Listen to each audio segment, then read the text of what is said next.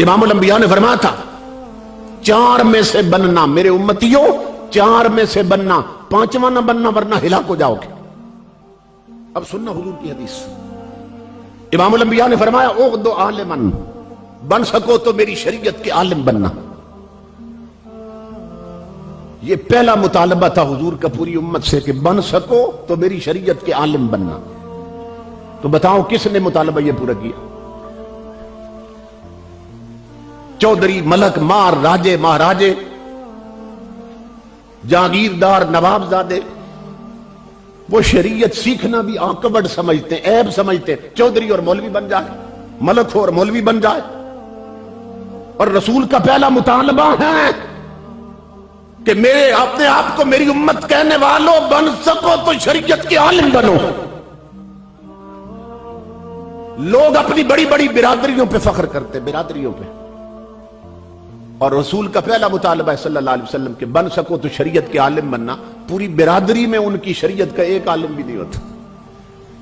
और हुक्माए इस्लाम लिखते हैं, इमाम गजाली जैसी शख्सियात, कि जिस बिरादरी में मुस्तफा की शरीयत का आलिम न हो वो जिंदों की बिरादरी नहीं, समझो मुर्दों की बिरादरी है।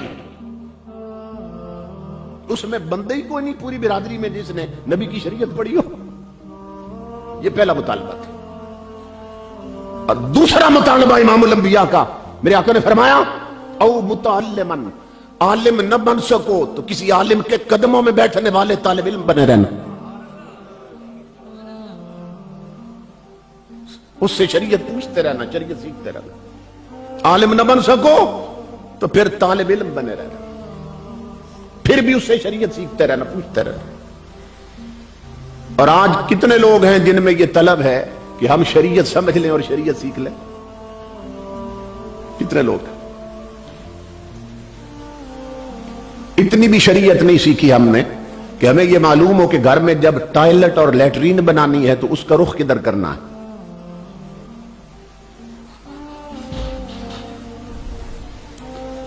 आप परेशान हो गए, हमें किस बंदे को बुला लिया सादिक साहब ने कि हमें लैट्रीन भी बता रहा है। शरीयत में जिस तरह रफ़ा हाजत के वक्त पेशाब करते हुए किबले की तरफ मुंह करना नाजायज है, इसी तरह पुश्त करना भी नाजायज। अपने घरों में देखिए कि आपके घरों की टाइलें ठीक बनी हुई है सबकी,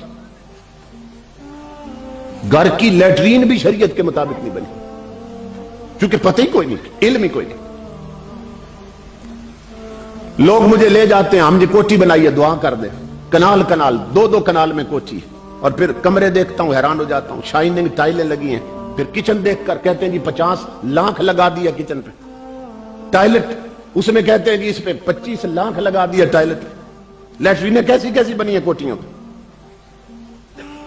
इमामुल अंबिया के गुलामों, ये दीन की बेहिसी बता रहा हूं हमारे अंदर, कि जिस कोठी में किचन पर 50 लाख लगा और टॉयलेट पर 25 लाख लग गए, उस एक कनाल या दो कनाल की कोठी में नबी की सुन्नत के मुताबिक बैठकर वुजू करने के लिए 2 टूटियां नहीं लग सकी।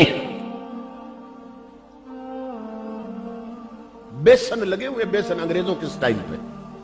ये यूरोप का कल्चर, यूरोपियन कल्चर, हमारी कौम इसे अडॉप्ट कर रही है। यूरोप का कल्चर कि वहां वुजू करे, बेसन पे खड़े होके वुजू करे तो इतने चींटे पड़ते हैं, जो कपड़े पाक है वो भी नापाक हो जाते।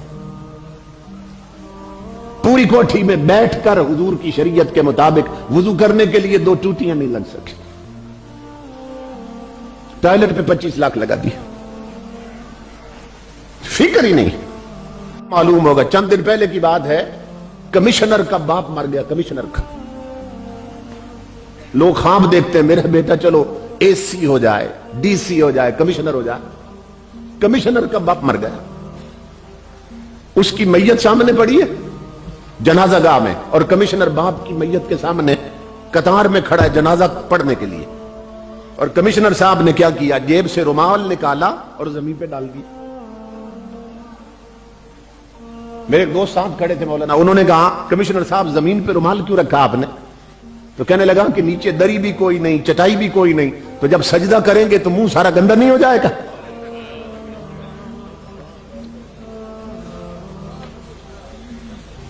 वो मरा हुआ बाप, वो जब बिरादरी में बैठता था ना दारे में, मरने पर और शादी पे, तो सर तान के कहता था मेरा बेटा कमिश्नर लगा हुआ।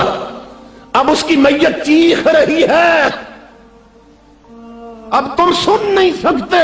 वो बदनसीब बाप जिसने उसे अंग्रेजी पढ़ाई, अंग्रेज की तालीम दी, कॉलेज भेजा, मदरसे में मुस्तफा का कुरान पढ़ने नहीं भेजा, शरीयत नहीं सिखाई, अब वो चीख रहा है कि काश मैंने तुझे नबी का दीन इतना पढ़ाया होता कि तुझे इल्म होता कि नमाज जनाजा में सजदा होता है कि नहीं होता है।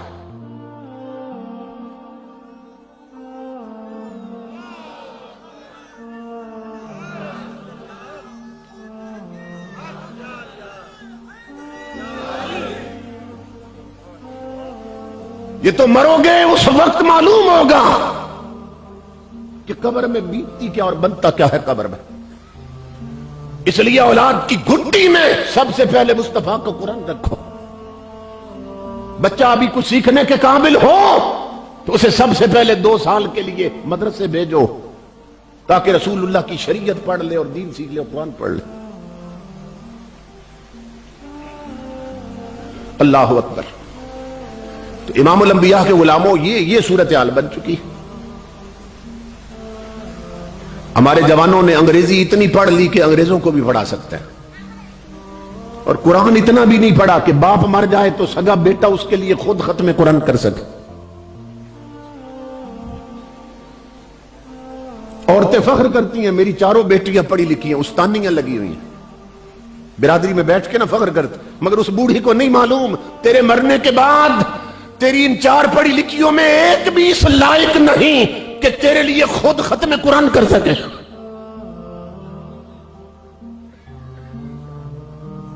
उस वक्त कब्रों में पछताओगे। इसलिए अभी जगा रहा हूं, अभी जगा रहा हूं। मेरी बातें कड़वी हैं, लेकिन दवाई तो हमेशा कड़वी होती है। मैं कोई यहां चॉकलेट देने तो नहीं आया, मैं तो रसूल की शरीयत सिखाने आया।